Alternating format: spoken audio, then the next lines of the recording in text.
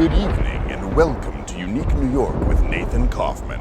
I don't know if you're watching this in the evening, but if you're watching this episode when we first release it, you'll know that Halloween is right around the corner. In fact, we're filming this episode on Friday the 13th. Ooh, who cares? Not me.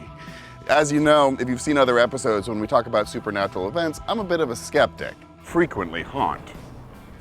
But this is a really old city, and a lot of horrible things have happened here, and a lot of people have died, so the spectral forces must be strong, right? I don't know, but we're about to find out. For this episode, where we're exploring haunted locations in New York City, we're bringing in my friend and the sound guy from the long-running show on the Travel Channel, Ghost Adventures, Mike Gugino. Mike, hey, thanks for joining us, man. Hey, good to be here. So I know you told me you're a skeptic, and that's good. You want to maintain a healthy skepticism, but always keep an open mind because there's always something that's gonna push the limits and test you. A lot of unexplained stuff out there. All right, that's fair, that's fair. All right, I'll keep an open mind. And we're starting here in Brooklyn at the Most Holy Trinity Church. The church has been standing here since 1885, and it's full of all kinds of corridors, locked secret passageways that were utilized by the Underground Railroad to help runaway slaves escape to free territories.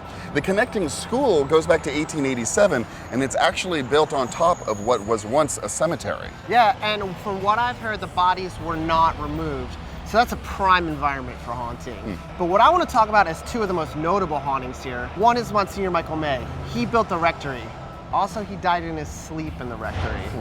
So there's lots of reports of seeing his ghost, doors opening, presences felt, noises. I mean, his haunting is pretty well reported here. Wow. The second haunting I want to talk about is a traumatic event that happened. George Stells was the parish sexton and the bell ringer.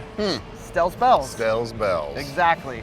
So he was brutally murdered here. The person who killed him, the murderer, was actually put to death for another murder.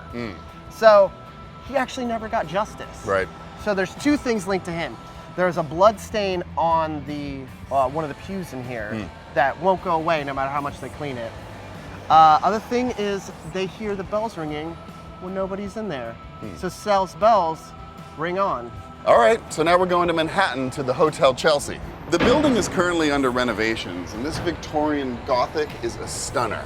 It goes back to 1885. It was the tallest building in the city at the time at a whopping 12 floors.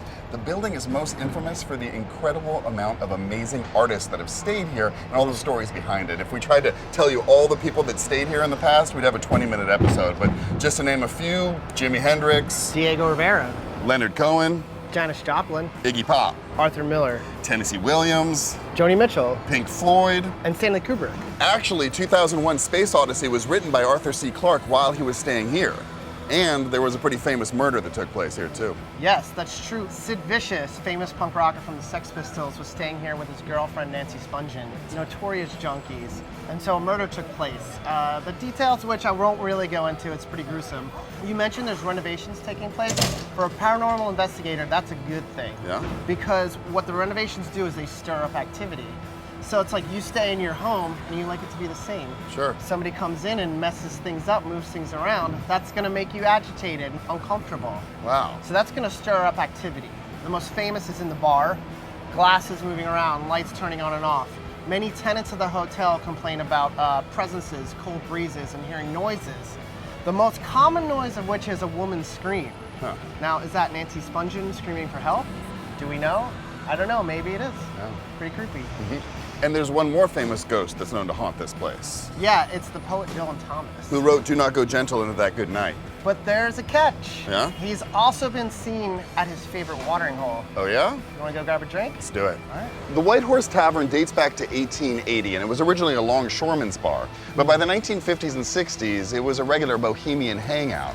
Patrons by the likes of Jim Morrison. And James Baldwin. Bob Dylan. It's referenced in chapter 1 of Hunter S. Thompson's The Rum Diary, and in the bathroom was once scrawled, "Jack, go home," reminding Jack Kerouac to get out before he got kicked out again. He didn't have to travel very far either. He lived right across the street. And this was frequented by Dylan Thomas. He drank his last drinks here before stumbling back to the Chelsea Hotel, where he fell into a coma in room 205 before eventually passing away at St. Vincent's Hospital. Yes, he was allegedly trying to break his record of 18 whiskey shots. One of the last recorded quotes from Dylan Thomas was talking about how much he drank at the White Horse Tavern. Old Bar is one of my favorite places for paranormal activity. Lots of emotional highs, lots of emotional lows. There's not too much in between. Well, let's go check it out. But in order to do that, we're gonna have to go undercover. You ready? I'm ready. So now we are sitting in the White Horse Tavern in the room where Dylan Thomas was known to hang out, drink, and write. And I guess there's some stories in here too. Besides your normal run-of-the-mill haunting stuff, cult breezes, presences, them actually seeing the apparition of Dylan Thomas here, there is a famous story of busboy cleaning up, place is totally empty. On the bar, a beer, a shot poured, as if Dylan Thomas was gonna saddle up and drink and write some poetry. No, I'm kidding. We bought these. Hey, Mike, thanks for hanging out. Hey, no problem. Cheers.